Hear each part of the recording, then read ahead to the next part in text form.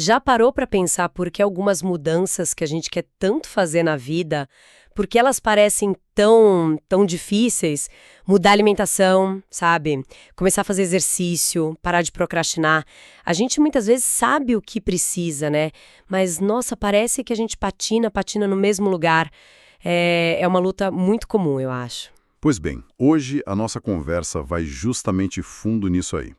Vamos explorar uma abordagem que funciona tipo como um mapa para entender essa jornada toda. O modelo transteórico da mudança comportamental. A nossa fonte principal é um artigo bem esclarecedor da doutora Sophie Deran. Ele detalha como esse modelo ajuda a gente a navegar pela complexidade da mudança, especialmente na área da saúde, da nutrição. E sim, em português brasileiro, vamos destrinchar tudo a respeito disso.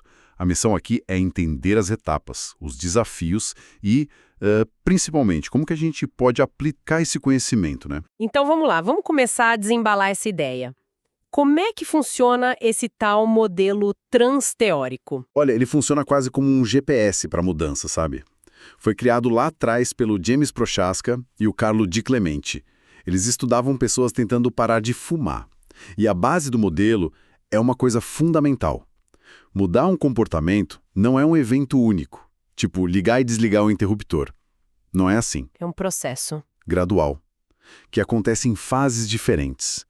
E o mais importante, as pessoas não estão todas no mesmo ponto, né?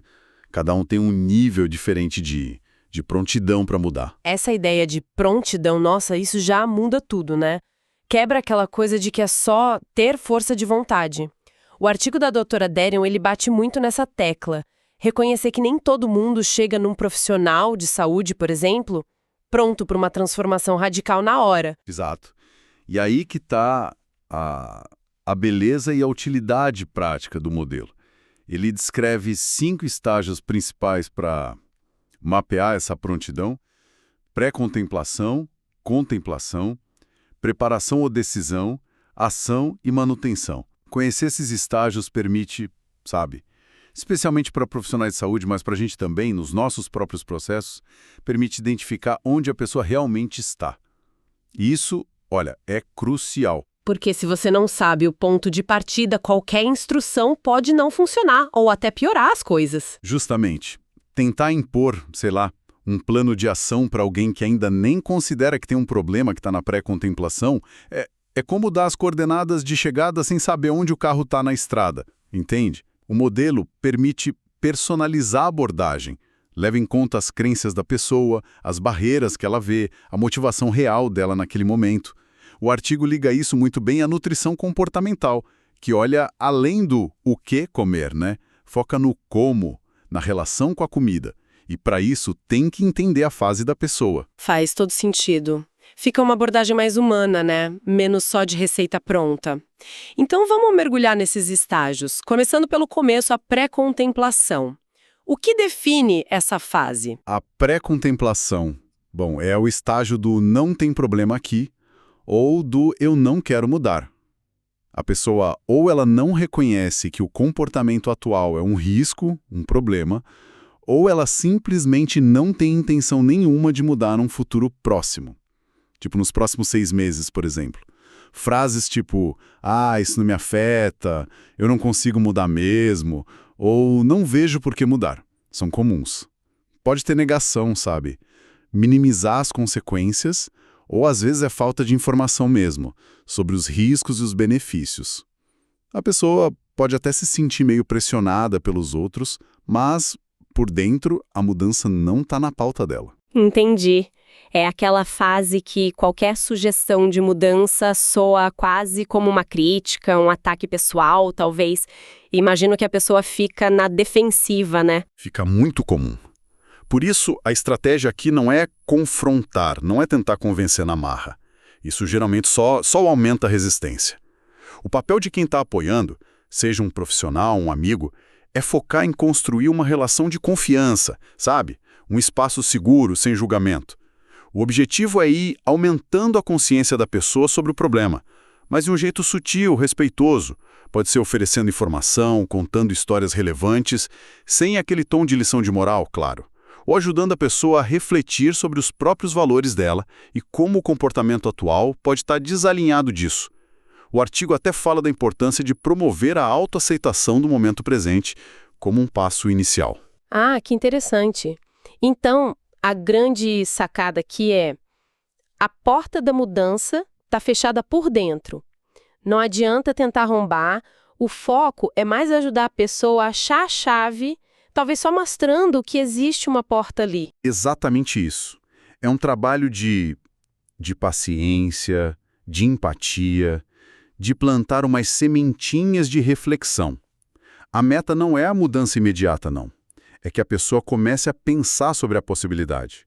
O que já nos leva para o próximo estágio. A contemplação. O que acontece quando a pessoa entra nessa fase? O não quero vira um talvez. Isso, perfeito. Na contemplação, a pessoa já reconhece que existe um problema. Ela começa a pensar seriamente sobre mudar. Aquele eu não posso ou eu não quero dá lugar a um eu poderia, talvez um eu deveria. Ela começa a pesar os prós e contras da mudança de um jeito mais consciente. Os benefícios de mudar ficam mais claros, sabe? Mas os custos, o esforço, as barreiras, eles também parecem muito grandes. É o estágio da ambivalência total. A pessoa quer mudar, mas ao mesmo tempo não quer. Fica naquela. Ah, a famosa ambivalência. Sei que preciso comer melhor, mas nossa, adoro meu fast food no fim de semana. Ou então, queria tanto fazer exercício, mas chegar em casa cansada e ainda ter que ir para academia, puxa, é essa luta interna que marca a contemplação. Exatamente essa. É a gangorra mental. E a pessoa pode ficar nesse estágio por muito tempo, viu? Semanas, meses, às vezes anos, pesando prós e contras sem chegar a uma decisão. O apoio aqui é crucial para ajudar a pessoa a explorar essa ambivalência abertamente, sem pressão para decidir logo. O profissional pode ajudar a fortalecer os prós, sabe? Conectar a mudança com os valores, os objetivos de vida da pessoa. E também ajudar a minimizar os contras, ajudando a achar soluções para as barreiras que ela percebe. Perguntas tipo, o que de bom aconteceria se você mudasse? E o que te impede hoje são bem centrais aqui. É um bom momento também, como sugere a abordagem da nutrição comportamental, que o artigo menciona, para começar a trabalhar a autoconfiança. Talvez propor pequenas experiências ou reflexões que mostrem que a mudança é possível sim, mesmo que ainda não tenha um plano concreto. O objetivo é fazer a balança pender para o lado da mudança, mas de forma genuína, sabe? Que venha da pessoa. Entendi. Então, o insight-chave da contemplação parece ser reconhecer que essa ambivalência é normal, faz parte do processo, e aí explorar isso de forma construtiva em vez de tentar eliminar na marra. É sobre ajudar a pessoa a construir a própria motivação dela. Correto. E quando essa motivação interna se fortalece, quando os prós realmente superam os contras na cabeça da pessoa, aí ela avança para o próximo estágio. Que é a preparação, ou também chamada de decisão. O nome já dá uma boa pista, né? Sim, sim. Na preparação, aquela ambivalência já foi, em grande parte, resolvida. A pessoa tomou a decisão de mudar e ela tem a intenção clara de agir num futuro próximo, geralmente no próximo mês, mais ou menos. As frases típicas são: eu vou fazer isso, eu posso mudar. A pessoa pode até já estar dando uns pequenos passos, sabe? Como pesquisar sobre o assunto, comprar um tênis novo para caminhar, marcar uma consulta, contar para os amigos sobre os planos. Tem um senso de compromisso maior, uma confiança crescendo na capacidade de mudar. Ah, esse parece o momento ideal para colaboração mais prática, né? Para transformar a intenção num plano concreto mesmo. Exatamente. É um estágio crucial para o planejamento estratégico. O profissional e o paciente, ou a pessoa consigo mesma, né, podem trabalhar juntos para definir metas que sejam realistas, específicas, mensuráveis. Aquelas metas SMART podem ajudar aqui. É fundamental criar um plano de ação detalhado. O que fazer, quando, como, onde. Mas olha, tão importante quanto o plano em si é já antecipar os desafios. Como assim? Pensar nos possíveis tropeços antes mesmo de começar a andar? Sim, isso mesmo. Identificar situações de alto risco para o comportamento antigo. Tipo, uma festa, um dia super estressante, ter certos alimentos em casa. e já pensar em estratégias específicas para lidar com essas situações quando elas aparecerem. Isso aumenta demais a resiliência quando os desafios surgirem de verdade. O artigo da Dra. Derhoron reforça muito a importância da flexibilidade e da autocompaixão nesse planejamento. Mudanças, principalmente as alimentares, elas não precisam ser perfeitas ou radicais logo de cara. Planos graduais que respeitem o ritmo, a realidade da pessoa, têm muito mais chance de dar certo. A preparação é sobre construir não só um plano, mas também a confiança e as ferramentas para conseguir executar esse plano. Entendido. Preparação não é só decidir. É se armar com um plano que funciona e com estratégias para os obstáculos. E aí, finalmente, vem a hora de colocar tudo em prática. A ação. Correto. A ação é o estágio onde a pessoa está, de fato, modificando o comportamento dela, as experiências ou até o ambiente para superar o problema. Ela está colocando o plano em prática de forma consistente. Frases como, eu estou fazendo, eu sou alguém que, por exemplo, que se exercita regularmente, que come vegetais no almoço, elas caracterizam bem essa fase. É o estágio que exige o maior comprometimento de tempo e energia. Os novos comportamentos ainda não estão totalmente automáticos, sabe? E o risco de voltar para os hábitos antigos ainda é alto. Imagino que seja um período de muita vulnerabilidade também, né? A pessoa está fora da zona de conforto, tentando algo novo, e os velhos hábitos ficam ali chamando de volta. O que é mais importante nesse estágio? Suporte contínuo. Essa é a palavra-chave. Seja do profissional, da família, dos amigos, de grupos de apoio, é fundamental receber encorajamento, validação pelos esforços e ajuda para resolver os problemas que vão surgindo no caminho. O plano inicial pode precisar de ajustes com base na experiência real, e isso é super normal, esperado até. Ter com quem conversar sobre as dificuldades, celebrar as pequenas vitórias, receber um feedback construtivo, nossa, isso faz toda a diferença. E além do apoio externo, estratégias de auto-reforço são importantes também. Reconhecer o próprio progresso, talvez se dar pequenas recompensas não relacionadas ao comportamento antigo, claro. E focar nos benefícios que já estão sendo percebidos. O artigo também toca na importância de criar novos desafios à medida que a pessoa avança, para manter o engajamento, a sensação de progresso, para não cair na monotonia. A fase de ação é dinâmica, exige vigilância e adaptação constantes. Então, a ação não é só sobre fazer, mas sobre sustentar o fazer, mesmo com as dificuldades, com muito apoio e ajustes. E se a pessoa consegue manter essa ação por um bom tempo, ela entra na manutenção. O que isso significa exatamente? Manutenção é o estágio em que a pessoa já conseguiu integrar o novo comportamento na vida dela por um período considerado significativo. A literatura geralmente fala em 6 meses ou mais. As frases aqui são, eu ainda faço, eu continuo sendo. O novo hábito já está mais estabelecido, mais automático, entende? E a pessoa se sente mais confiante na capacidade dela de não voltar ao comportamento anterior. O foco principal muda. Sai da implementação e vai para a prevenção de recaídas e para consolidar os ganhos a longo prazo. Mas prevenção de recaídas implica que elas ainda podem acontecer, mesmo depois de tanto tempo. A pessoa não está curada? Esse é um ponto, olha, absolutamente crucial e uma das grandes contribuições do modelo. Desmistificar essa ideia de cura para hábitos que estão muito arraigados. Recaídas são uma parte normal, esperada do processo de mudança, mesmo na fase de manutenção. O estresse, eventos inesperados da vida ou simplesmente baixar a guarda um pouco, tudo isso pode levar a um deslize ou a uma recaída mais séria. O fundamental, como o artigo da Dra. Derhoron enfatiza bem, é não encarar a recaída como um fracasso total, como um sinal de que, não adianta, eu nunca vou conseguir. Isso é destrutivo. Como assim? Ver a recaída de outra forma? Exato.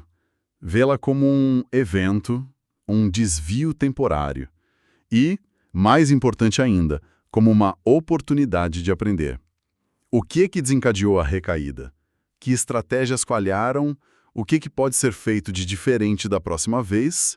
O papel do apoio na manutenção é ajudar a pessoa a normalizar esses episódios, a retomar o caminho rapidinho, a reforçar todo o progresso que ela já fez e a ajustar as estratégias de prevenção.